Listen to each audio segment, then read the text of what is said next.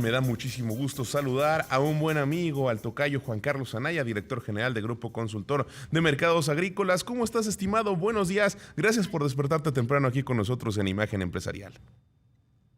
Gracias, tocayo, con el gusto de saludarte. Y bueno, ya no sé cuál tema vamos a empezar porque era uno y ya nos lo cambiaron.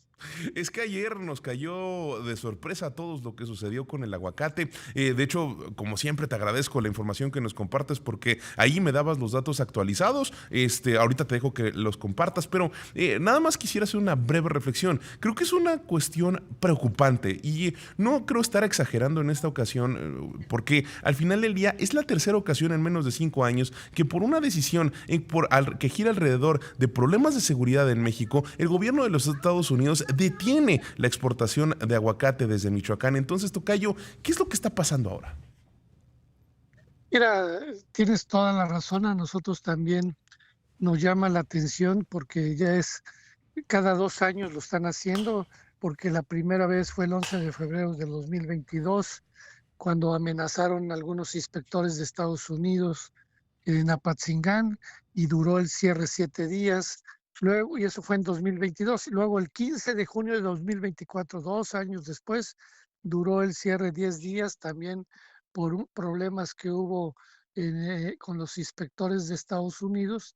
Y de ahí se decidió que la inspección la realizara Senacica, pero seguramente el gobierno americano sigue teniendo inspectores que están verificando, y resulta que el día de ayer, 5 de agosto de 2026, otra vez por amenazas, nos cierran la frontera, que tienen una realidad en el sentido de que realmente los productores aguacateros, como los limoneros y otros productos en el estado de Michoacán, pero también en otras partes del país, viven con serios problemas de la amenaza, de la extorsión, del crimen organizado, y México vive un serio problema de la delincuencia organizada que cobra estos derechos de piso.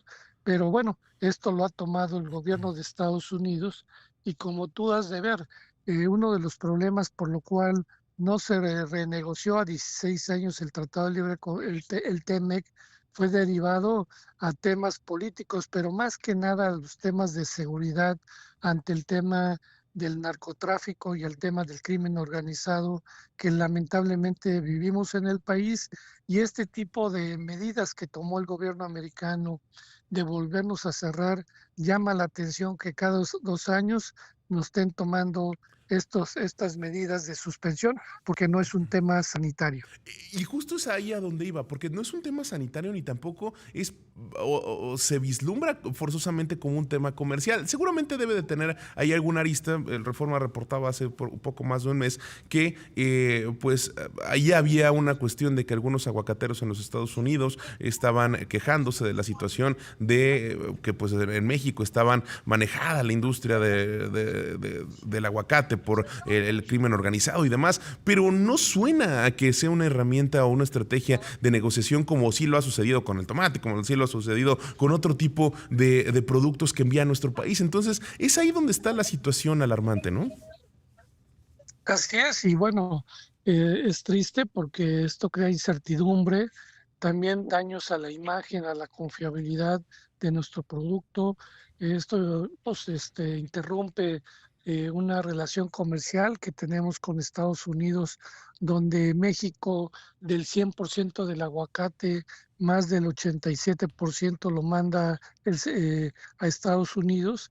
Y en el caso de Michoacán, México produce casi 2.900.000 toneladas de aguacate, el 73% es del estado de Michoacán, Jalisco el 12%, y esto pues también Jalisco puede aprovechar este momento para aumentar sus exportaciones, derivado que afortunadamente Jalisco tiene abierto también el mercado de exportación, pero creo que daña la imagen de nuestro país.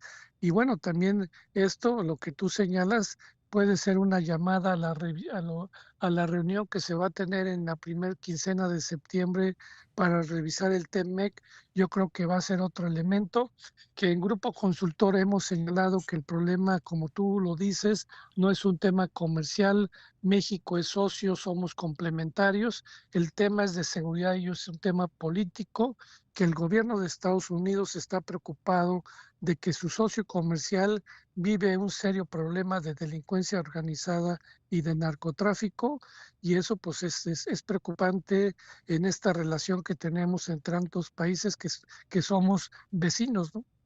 Completamente, estimado. ¿Y sabes algo?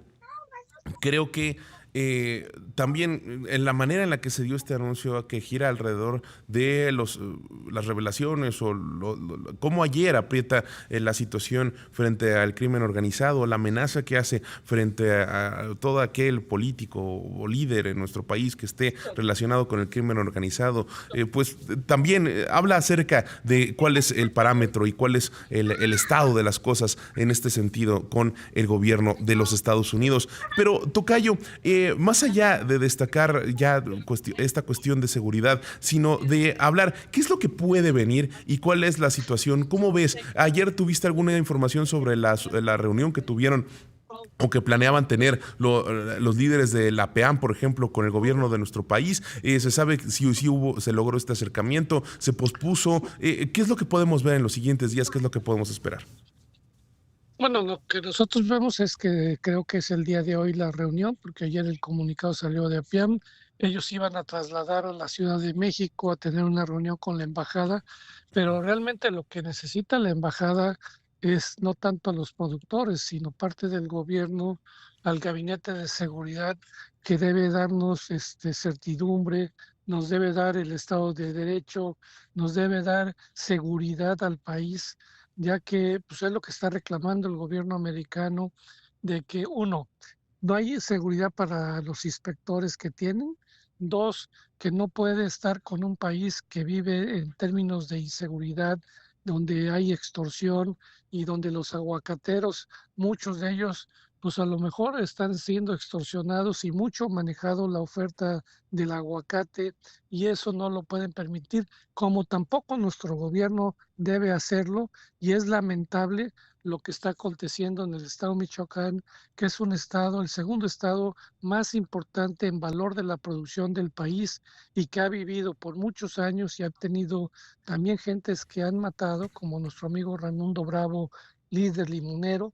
Y es terrible lo que está sucediendo, y que no veamos acciones que eviten que vivamos ante esa circunstancia y que nuestros productores, empacadores y toda la logística estén sometidas a este tipo de grupos. Completamente. Y ya para cerrar este tema, estimado, se dice o se espera que Jalisco pueda incrementar un poco sus exportaciones, pero en realidad, ¿cuánto más la puede exportar Jalisco? ¿Cuánto No, puede absorber de esta como demanda? decimos, el 12% de la producción es el estado de Jalisco; el estado de México no puede exportar, es el 5%.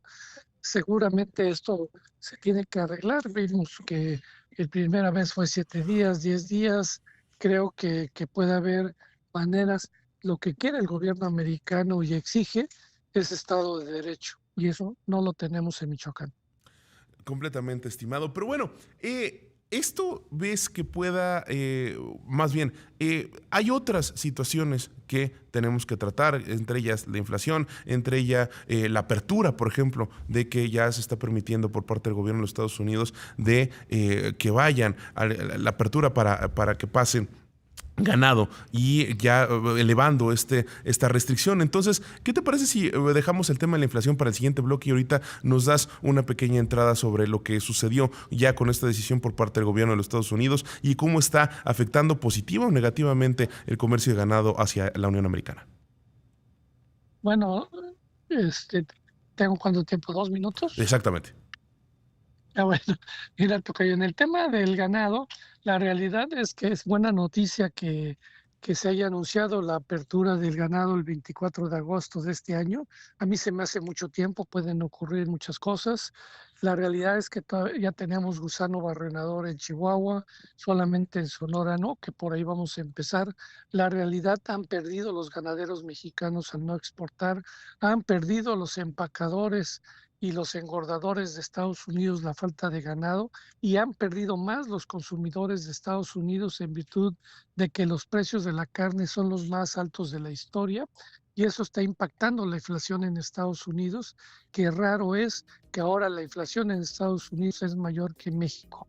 Y esto es derivado a una política unilateral donde no nos debieron haber cerrado en virtud de que el tratado tiene un apartado artículo 9.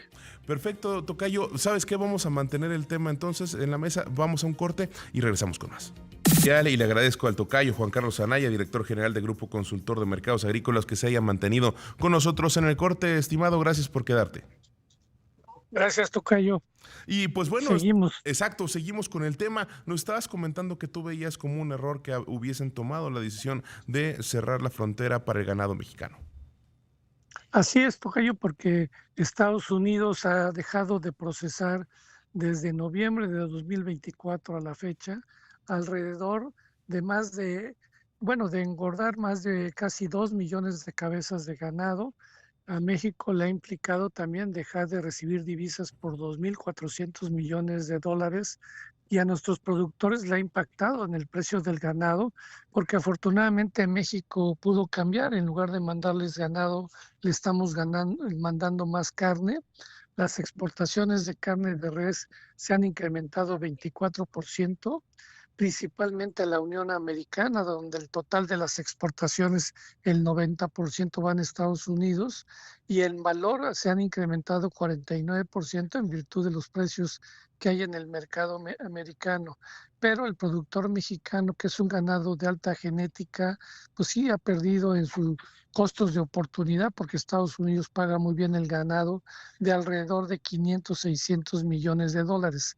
Pero como te señalaba, el empacador y el engordador de Estados Unidos han dejado de producir y de procesar casi 2 millones de cabezas, que significarían en producción de carne más de 700,000 toneladas, con un valor de casi 7,000 millones de dólares, carne que pudieron haber producido, que ahora están importando, y esto es derivado de una política equivocada del gobierno americano de cerrar la frontera, teniendo en el TEMEC un acuerdo, un apartado que es el apartado 9, que permite la regionalización. Cuando empezó este problema, los estados del norte del país, que son los exportadores, no tenían gusano barrenador, pudimos haber seguido exportando, pero esta medida solamente ayudó al ganadero americano, que ahora el ganado de Estados Unidos está en los precios más altos de la historia. Entonces, vemos con tristeza esta medida unilateral, y que México sí le permitimos la regionalización, como es la influencia aviar en el pollo, donde se detecta no les permitimos que nos exporten, y ellos sí nos cierran toda la frontera.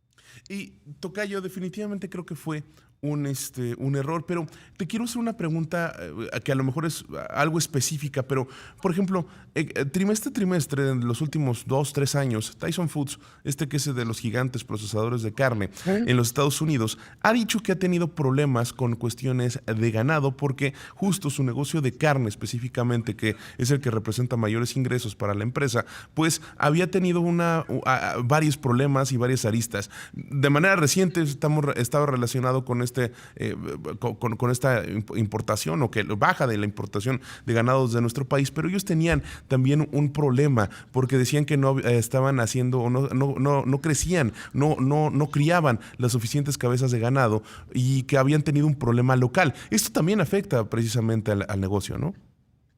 Sí, por eso señalaba que perdieron los engordadores, y los engordadores le surten a Tyson, que son los empacadores que procesan la carne, y tuvieron que cerrar varias plantas porque no había ganado suficiente. Y también la empresa más grande del mundo, que es brasileña, pero que está en Estados Unidos, JBS, también Cargill tuvo que cerrar, que es otra de las 4 empresas más grandes que procesan carne derivado a la falta de ganado. Por eso ellos aplauden la medida de la apertura y también algunos senadores y engordadores de la Unión Americana que no entienden, igual que nosotros, por qué cerraron. Por lo que tú señalas, esto está afectando a muchas empresas en sus resultados. Muchas de estas empresas salieron con resultados negativos. Cuando se hizo el anuncio de la apertura para el 24 de agosto, las acciones de JBS subieron 8% y de Tyson 7%, porque como tú bien dices, estas empresas perdieron rentabilidad ante la falta del ganado mexicano y por eso te reitero, es ilógico lo que hizo el gobierno y el Departamento de Agricultura de cerrar la frontera, siendo que en el norte del país no había gusano barrenador. Pues ahí tenemos la muestra más que cualquier otra cosa. Pero bueno, en cuestiones de inflación, querido tocayo, ¿qué es lo que estás viendo? ¿Qué podemos ver alrededor de la evolución que tiene la inflación en nuestro país? El día de ayer salían algunas encuestas que mejoraban un poco la perspectiva. ¿Tú cómo lo estás viendo? Platícanos. Mira, lo que hemos visto que afortunadamente la inflación ha caído, aunque las amas de casa no lo ven tan directo, porque es un dato de inflación, pero vemos que ha habido principalmente en algunos productos como frutas y hortalizas caídas, como el caso del tomate, que hace 2, 3 meses era un problema, que llegó a Palacio Nacional a firmar un acuerdo, porque el tomate llegó a 70, 80 pesos el kilo. Ahorita el tomate ya anda sobre 15, 25 pesos el kilo, derivado a que hay una sobreoferta y más oferta de tomate, y también pues que hay oferta en Estados Unidos que ya estabilizó el mercado. Realmente los que están sufriendo ahorita con los precios son los productores. Vemos también productos como la cebolla, como el limón, que han venido cayendo los precios, y esto pues está haciendo que la inflación avisó el INEGI de 3,17 es la más baja de los últimos 22 meses, y esa es una buena noticia, pero nosotros seguimos viendo una alta volatilidad. Vemos algunos incrementos como el caso de la papa, pero bueno, afortunadamente también el tema del pollo y del huevo han caído los precios por una sobreoferta que tenemos en el país, que ha hecho que el precio al productor de pollo se caiga un 25% y de huevo 35%, pero desgraciadamente esas caídas de recibir menos el productor solamente está impactando en caídas del precio al consumidor del 5%, pero así son la transmisión de precios en el mercado. Pero es una buena noticia que la inflación esté en 3,17, y esto marca mucho lo que quiere Banco de México, pero todavía podemos tener algunos sobresaltos en lo que resta del año. Nosotros estimamos que la inflación pueda cerrar entre un 3,5 o un 3,7%, que no es un mal indicador. No, el objetivo del Banco de México es 3% más o menos un punto porcentual. Pero, por ejemplo, ¿cuáles podrían ser los sobresaltos? Bueno, lo que nosotros vemos sobresaltos ahorita es el caso de la papa, uno de ellos derivado a una menor oferta por temas de clima, una menor oferta. Lo hemos visto en el caso del trigo, que está subiendo el precio, y que ya venían el caso de las pastas y el pan y las sopas por arriba de la inflación, y que bueno, estos productos de pastas pues tienen que ver directamente con el tema del subyacente que preocupa al Banco de México, porque el subyacente está por arriba de la inflación, principalmente en el tema de alimentos y algunos otros servicios. Entonces, pues hay que estar muy atentos y que pues esto no rebase las proyecciones que tiene Banco de México. Pues, estimado Juan Carlos Anaya, director general de Grupo Consultor de Mercados Agrícolas, tocayo, buen amigo de este programa, gracias por haberte despertado temprano con nosotros aquí en Imagen Empresarial. Y ahora sí ya pudimos a platicar de todos los temas que traíamos en el tintero, estimado.